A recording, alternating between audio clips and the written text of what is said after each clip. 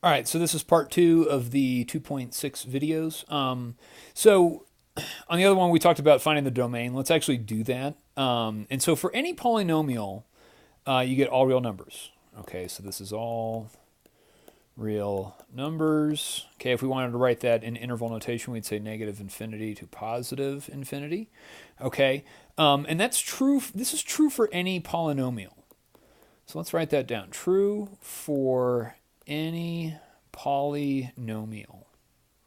Okay, you're always going to have all real numbered domains for that. Okay, so when we go over here to part B, we take our denominator, all right, set it equal to 0 and solve. So I'm going to do x squared minus 49 equals 0. And here, we can just add 49 to both sides and get x squared is equal to 49. Take the square root of both sides. So you get x is equal to plus or minus 7. Now, these values, okay, make denominator undefined. All right, denom undefined. Okay, so we could say our domain a couple of ways. Our domain D would be, all real numbers except x cannot equal plus or minus 7. Okay, that's one way we can say that. The other way is in interval notation and say from negative infinity to negative 7. We could go from union that with from negative 7 to 7. And then union that going from 7 to positive infinity. Okay, so that's how we'd write that in interval notation. Okay, so down over in part C, on this, we can't take the square root of a negative number.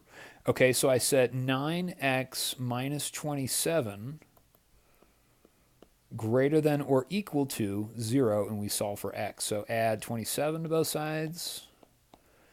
All right, so we get 9x greater than or equal to 27, divide by 9.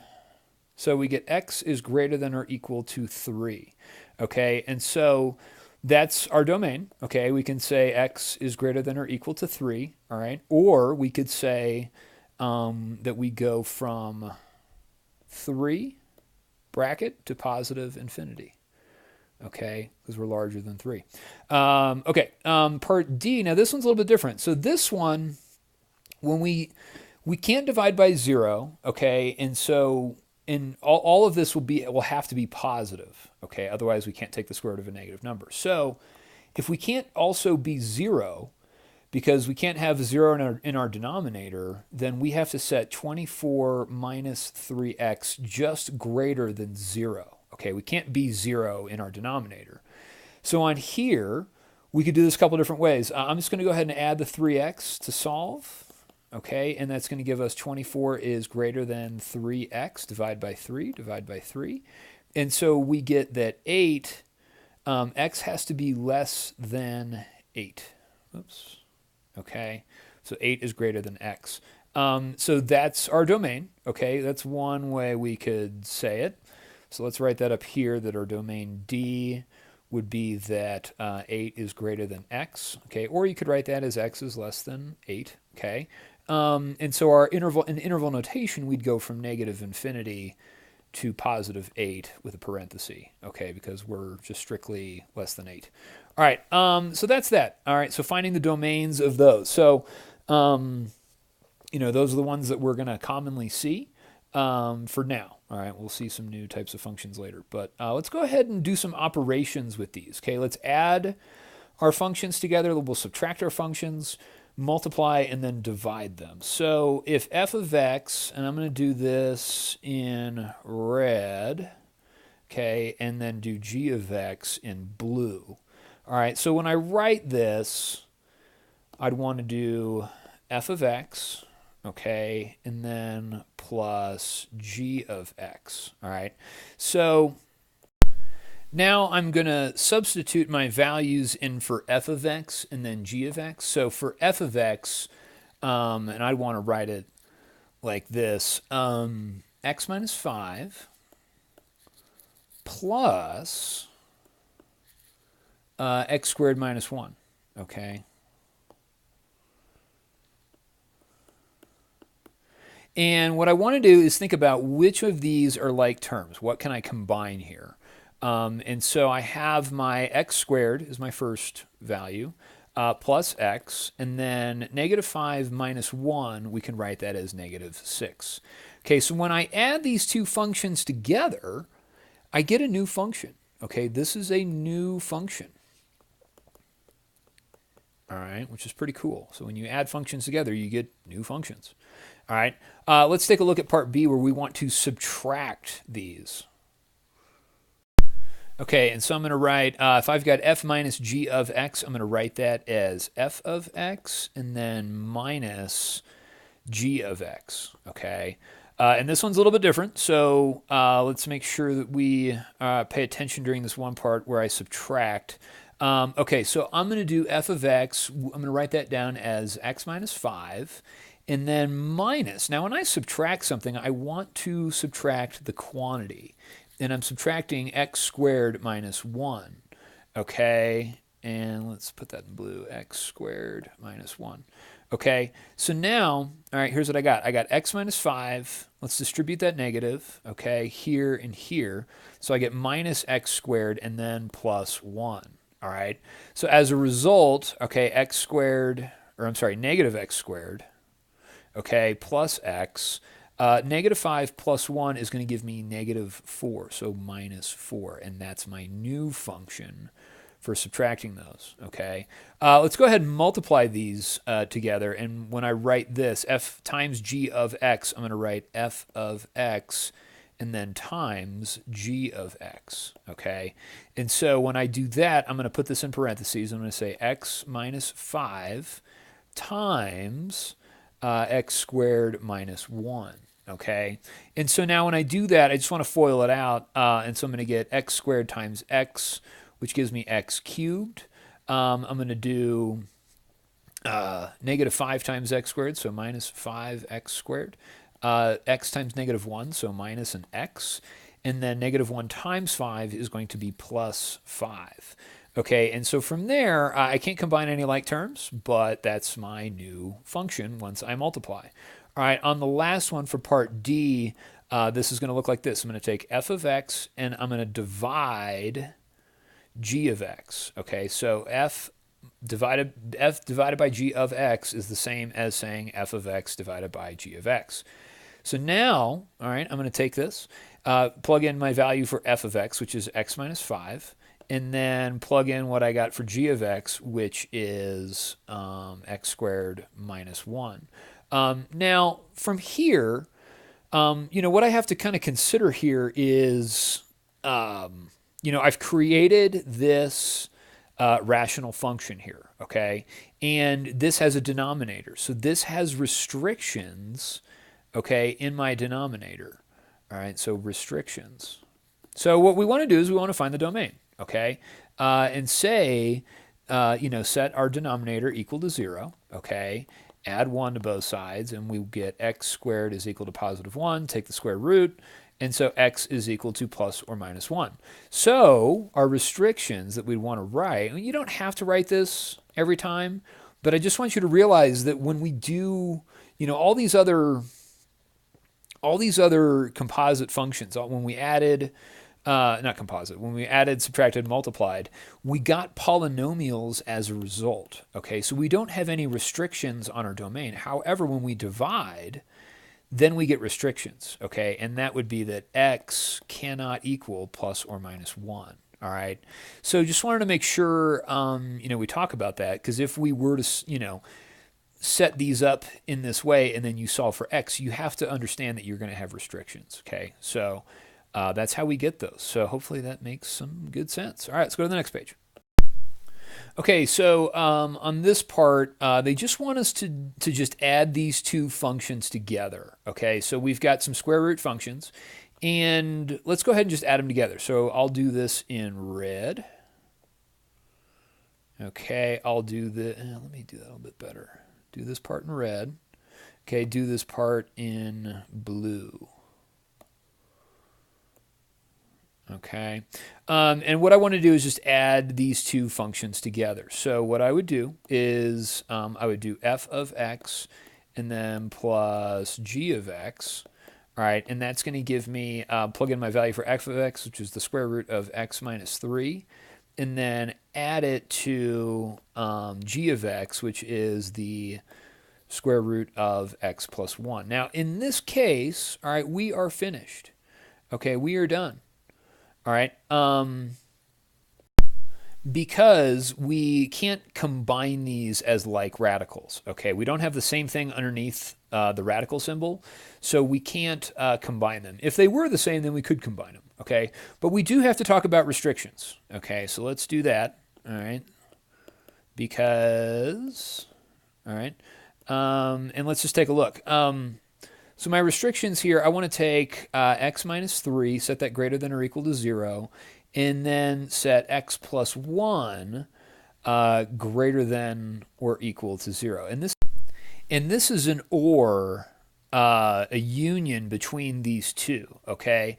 So it's a union, not an intersection. So it's got to satisfy, both of them. Okay, it can't just satisfy, where they intersect.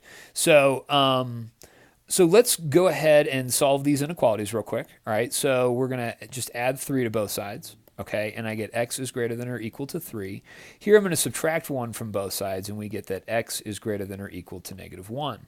Okay, so from here, what I want to do is I'm going to graph these and see, where we're at. So 3 or 0, 3, and then negative 1 is here. All right, so I'm just going to graph them on the same one. Okay, I'm going to graph this one in red. So we're going to be greater than or equal to 3.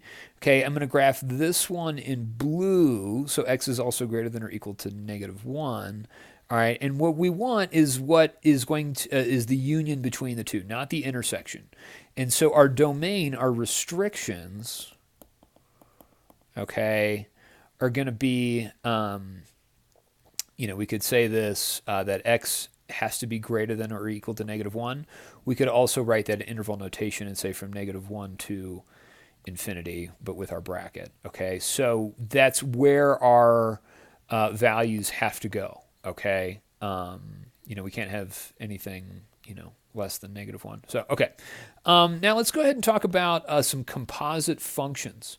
Okay, and so same thing. I'm going to put the f in red. Okay, I'm going to put g in blue. Okay, and what we want to do is we want to find these composite functions where I'm going to plug in the g into f and then an f into g. Okay, and so let's see what happens when we do that. So if I plug those values in, okay, and I'm going to rewrite this as f of g of x. All right, so I'm plugging g into the function of f. All right, so let me show you what I mean by that.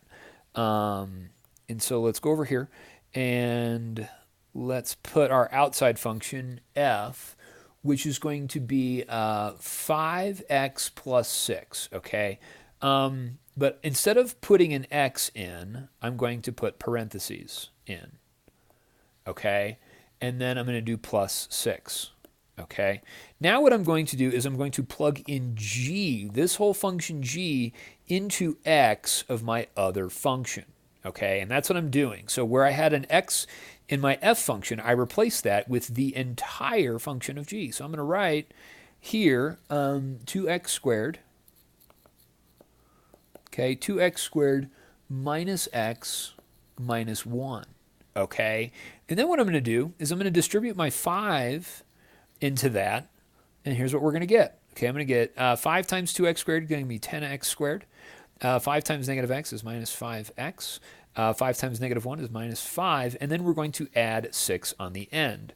Now these two parts here is what I can combine. So 10x squared minus 5x and then plus 1. Negative 5 plus 6 is 1. So this is my composite function. Okay.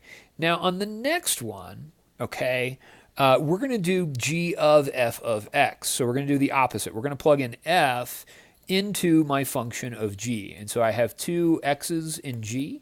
So those are going to be replaced with 5x plus 6. So let's go in and let's write this down as g of, okay, f of x. All right. So let me do that. Let's write this out. I'm going to write out g first and kind of leave some space. So I've got 2 quantity squared and then minus the quantity, okay, and then minus 1. Okay, and so in each of these blanks where I had an x in the original, I'm going to replace that with 5x plus 6. Okay. And so now what I'm going to do is I'm going to do the math on this. All right. And so in order to simplify this, we have to do our order of operations. So I have to do the square first before I then multiply by 2. All right. So here's what I'm going to get. I need to square 5x plus 6. So 5x plus 6 times 5x plus 6, it's going to give me 2 on the outside. Okay. And then on the inside, we're going to get 25x squared plus 60x plus 36. Okay. And so 5 times 6 is 30, times 2 is going to give me 60. So there's that. And then minus the quantity 5x plus 6, and then minus 1. Okay, in my next step, I'm going to distribute my 2, and I'm going to distribute my negative. Okay, so this is going to give us 50x squared plus 120x, and then plus 72. Minus 5x squared, or minus 5x, and then minus 6, and then minus 1. So I can combine these as like terms. So I get 50x squared plus 115x. Okay, 120 minus 5 is 115. And then I have 72 minus 6 minus 1. So 72 minus 7 is 65. So plus 65. Okay, and that's it.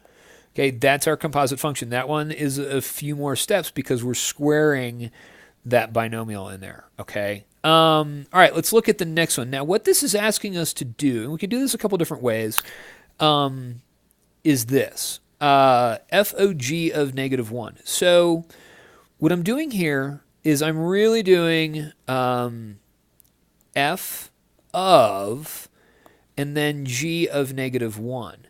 Now, in this, what I'm doing is I'm plugging in negative 1 into g, getting a number, plugging it into f, and then evaluating f with that number. So let's do this. Let's write out 5 times 2x squared minus x minus 1, and then plus 6. Okay, and let's change that to the red. Okay, and what I want to do is I'm plugging in negative 1, okay, into x here and here. So I've got 5. Let's do this. Okay, I got 5 times 2 times negative 1 squared minus a negative 1, and then minus 1, parenthesis, plus 6. Okay, so I'm plugging that in. And I'm going to get, all right, 5 times 2 times negative 1 squared. Negative 1 times negative 1 is positive 1, so 2 times 1.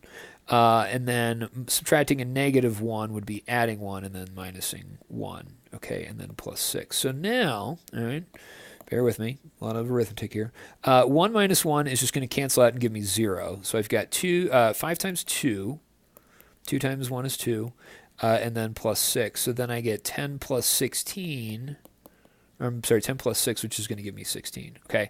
Now, what I also could do, doing that, we've already done f of g of x in part A.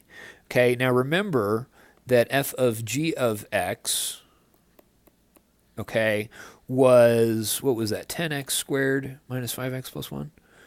So 10x squared minus 5x plus 1. So I have that function from doing that composite function. So if I plug in 1 into this, all right, that's just going to give me 10 times negative 1 squared minus 5 times negative 1. and then plus 1. All right. So this is going to give me 10 times positive 1, okay, plus 5 plus 1. So I get 10 plus 5 plus 1, which gives me 16. Okay, so you get the same thing either way, but you're just evaluating a composite function here, okay? And that's how you could, also do it. So that's what I got. And let's get started on the homework and recordings. Thanks a lot. See you again. Bye.